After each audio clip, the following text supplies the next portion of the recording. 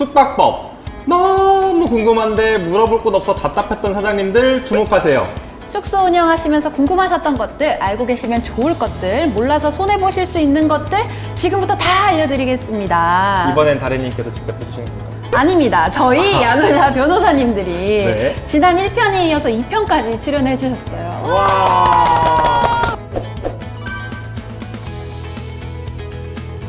안녕하십니까. 또 한 번 인사드립니다. 야놀자에서 법무 업무를 담당하고 있는 박성식입니다. 반갑습니다. 안녕하세요. 오서영입니다. 오늘 주제가 상당히 쇼킹하다고 해서 궁금증을 참지 못해 네. 직접 나오게 되었습니다. 네, 쇼킹. 굉장히 쇼킹하죠. 그렇죠. 네. 매우 쇼킹한 주제를 준비했습니다. 바로 이런 고객 실화야? 실화야? 정말 우리가 힘든 고객들 대처할 수 있는 방법 가지고 왔고요. 실제로 숙소를 운영하시면서 겪었던 에피소드를 들고 와서 법적으로 어떻게 대처를 하셔야 되는지 알려드리려고 해요. 물론 또 평범하게 숙소를 잘 이용하시는 고객님들은 여기엔 해당 사항이 없다는 말씀을 먼저 그럼요. 말씀을 드려야 되겠죠. 중요한 포인트죠. 그렇죠. 네, 그래서 제가 숙박업 하면 진짜 상상 이상의 퍼포먼스를 보여주는 고객분들 많잖아요. 퍼포먼스. 네, 여기 눈물 눈물 나는 나는 거. 방향으로다가 몇 가지 대표적인 사례를 또 꼽아왔습니다. 그렇군요. 네. 자, 지금부터 퀴즈 나갑니다. 약 한 달 전 온라인을 떠들썩하게 한 펜션 테러 사건이 있었어요. 이곳은 고객이 간단한 객실 정리와 분리수거를 하고 나가는 자율퇴실 시스템으로 운영되는 곳인데 20대 남녀 4명이 묵은 객실을 청소하러 들어갔더니 집기의 손은 물론이고 담배꽁초에 토사물에 거기다 이것까지! 무엇일까요? 뭘까요? 땡! 네, 시간 상품은 많이 없습니다. 드리네요. 네. 바로 인분이라. 이분이요? 네, 여러분들이 생각하시는 그거 맞습니다. 너무 머리가 하얘지는데요. 그래서 당시에 어떻게 대응을 해야 될지 몰라서 그냥 고객님한테 따로 연락드리는 것도 안 하고 되게 힘들게 치웠다는 얘기가 들려왔고요. 어휴. 또 이외에도 피범벅 사건이라는 게 있었는데 이제 투숙객 중에서 커플분 중에 한 분이 팔을 다치셔서 병원을 이제 인근에 있는 곳을 물어보시고 이제 떠나셨다고 해요. 아, 네. 근데 이제 객실을 가보시니까 이미 막 피가 세상에. 네, 한바다가 돼서 그래서 이거를 사장님께서 비용 청구를 4만 원을 하셨다고 하는데 문제는 이 4만 원차 비싸다 네? 라고 하시면서 이렇게 장사하시면 되냐라고 적반하장으로 말씀하셨다고 합니다. 이 피가 얼마나 지우기 힘든데. 그쵸. 네. 그리고 이 피만 아니라 모텔에서 또 술, 음주 많이 하시잖아요. 네. 이 와인을 드시다가 피같이 혐오스러운 또 비주얼을 완성해 놓고 가시는 분들도 많았다고 합니다. 저도 사실 유사한 사례를 들은 적이 있는데요. 커플끼리 투숙을 하다가 이제 싸움이 나서 집기들을 박살내놓고 오. 간 경우들도 있다고 하더라고요. 사장님들의 명백한 금전적 손실이 있었던 부분인 거죠. 저 갑자기 가슴이 너무 답답. 화평님, 화병 나신 거 아니에요? 합격. 지금 제 이름 가지고 올리신 거죠. 안 받아주시나요? 네. 아니 우리 사장님들 대체 어떤 환경에서 숙소를 운영하시는 겁니까? 근데 이런 고객님들로 인해서 또 사장님들도 예민해지시지만 사실은 일반적으로 잘 쓰시는 고객님들도 의심을 받으실 수 있는 환경이 되는 게 좀 안타까운 것 같아요. 맞아요. 그렇죠. 사장님들께서 이런 숙소를 운영하시는데 많은 어려움을 겪으실 것으로 생각이 됩니다. 그래서 이런 어려운 상황 속에서 어떻게 법적으로 대응해야 될지 저희가 오늘 잘 알려드리도록 하겠습니다. 네, 우선 출발은 증거의 확보입니다. 교통사고가 발생하는 경우 여러 각도에서 사진과 동영상을 촬영하시는 것을 떠올려 보시면 쉬우실 텐데요. 기물 파손과 관련해서 민형사상 대응을 하기 위해서는 고객이 투숙하기 전 해당 객실에 물품이 파손되지 않은 상태였으나 고객이 투숙하신 이후에 해당 물품이 파손되었다는 사실을 입증할 수 있어야 됩니다. 그래서 현장 사진이나 CCTV 자료, 사실 확인서와 같은 증거 자료를 준비해둘 필요가 있습니다. 따라서 객실에 기물이 파손되었다는 사실을 알게 되면 객실을 정리하지 마시고 촬영이 이루어진 시각을 특정할 수 있는 방식으로 현장 및 파손된 물품에 대한 사진과 영상을 확보해 두시기 바랍니다. 네. 그리고 보통 고객이 투숙하시기 전 객실을 청소하고 정비할 때 객실 물품에 대한 확인을 하는 것이 일반적인데요. 이때 확인한 사항을 기록해 두시면 고객이 객실에 입실할 시점에는 객실 물품 이상이 없었다는 사실을 나중에 증명할 수 있습니다. 이 외에도 처음 발견한 사람이 누구인지 그리고 해당 숙소는 객실 청소를 어떤 루틴으로 진행하고 있으며 그 담당자가 누구인지 명확하게 해두시는 것이 좋습니다. 네, 만약 고객과 기물 파손에 대한 합의가 원만하게 이루어진다면 베스트겠지만 그렇지 않을 경우에는 경찰에 신고, 고소 또는 민사소송을 진행해야 될 일이 발생할 수도 있겠죠. 그러니까 처음부터 민형사상 대응까지 감안하셔서 꼼꼼히 현장 및 증거 보존을 해주시면 좋을 것 같습니다. 그럼 이렇게 침착하게 현장 및 증거 보존을 한 이후에 해당 고객에게 사실관계 확인을 하면 되는 건가요? 네, 파손을 알게 된 시점에 고객이 함께 있다면 사실관계 확인이 동시에 이루어질 수도 있겠죠. 대면이나 비대면으로 사실관계 확인이 이루어질 경우 대화를 녹취함을 사전에 안내드리고 녹취하시거나 사실관계 확인서를 받는 방법도 추천드립니다. 근데 녹취와 관련해서 꼭 알아두셔야 할 사항이 있습니다.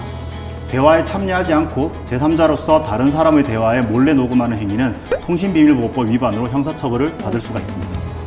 즉, 이러한 녹음은 불법 녹음에 해당돼서 증거로 사용하실 수가 없습니다. 본인이 그 대화에 참여하지 않는 이상 다른 사람의 대화를 몰래 녹음하면 안 된다는 사실 꼭 기억해 두셔야 합니다. 물론 대화자들의 동의를 받은 경우에는 가능합니다.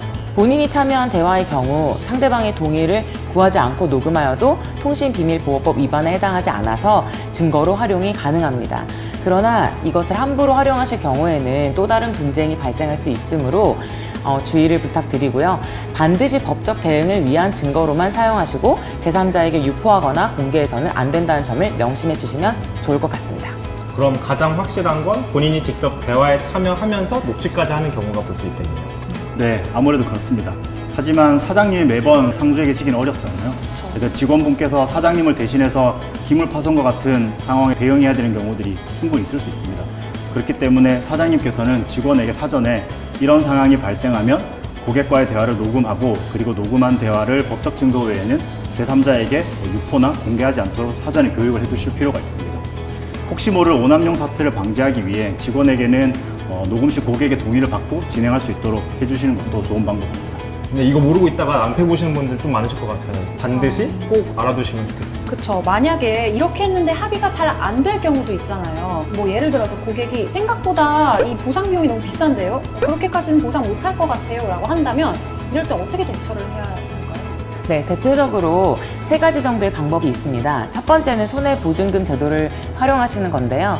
손해보증금 제도는 손상 비용을 사전에 청구해서 일종의 보증금을 받아두고 추후 객실을 점검해서 문제가 없을 경우에 보증금을 돌려주는 제도입니다. 이미 프리미엄급 호텔에서는 체크인 시 고객의 신용카드를 통해서 이 보증금을 받아두고 있죠. 손해보증금을 미리 지급받은 경우에는 고객이 손해를 입힌 사실을 증명할 수 있는 경우 보증금을 환불하지 않을 권리가 있어요. 그런데 보증금이 적용되는 경우 자연스럽게 숙소 예약 비용 또한 높아져서 예약률 감소나 취소율 상승으로 이어질 수 있으니까 유의해 주시기 바랍니다. 또 이런 디테일한 상황까지. 또 사실 이게 심리적인 거긴 한데 내가 아무리 깨끗하게 쓰고 올 자신감이 있더라도 또 비용을 먼저 보증금을 걸어놓는다고 하면 좀 두근두근. 네, 부담. 그리고 또 조심조심. 있죠. 네. 만약 이런 사전 예방책이 사장님도 부담스러우시다면 사후 대응책도 있습니다. 고객과의 합의가 잘 되면 제일 베스트지만 합의가 어려우신 경우에는 다른 법적 대응을 하실 수가 있습니다. 고객이 고의로 객실의 기물을 파손하였다면 재물손괴죄로 경찰에 신고 또는 고소를 진행할 수 있습니다. 재물손괴죄의 경우 별도의 과실범 처벌 조항이 없기 때문에 재물손괴죄가 성립하기 위해서는 기물 파손에 대한 고객의 고의가 있어야 합니다. 또한 형법상 재물손괴죄는 타인의 재물을 손괴 또는 은닉하거나 그 밖의 방법으로 그 효용을 해함으로써 성립되는 죄를 의미하는데요. 그렇기 때문에 그 재물을 본래의 사용 목적에 제공할 수 없게 되는 것은 충분하고 일시적으로 해당 재물을 이용할 수 없도록 하거나 간단히 수리할 수 있는 경미한 정도 역시 손괴죄에 해당된다고 할 수 있습니다. 그러면 간혹 고객이 객실을 아주 험난하게 사용하는 기사 같은 걸 본 적이 있는데요. 숙소 이불이나 뭐 집기 이런 데 대소변을 보거나 말하기도 민망하네. 고의로 집기를 부수고 어지럽히고 퇴실하였다는 기사 이런 걸 보고 놀랐던 기억이 나요. 이런 분들은 법적으로 이렇게 아주 강력하게 제지를 할 수 있는 겁니다. 네, 맞습니다. 써보셨던 재물손괴죄로 처벌이 가능합니다. 그러면 형사처벌될 시 형량 같은 건 어떻게 되는 건가요? 네, 재물손괴죄는 친고죄가 아니기 때문에 재물손괴죄가 성립된다면 피해자와의 합의 유무와는 상관없이 가해자는 형사처벌을 받으실 수 있습니다. 형량은 피해자의 손해 액수에 따라서 다른데 적게는 벌금형, 크게는 징역형을 선고받을 수 있습니다.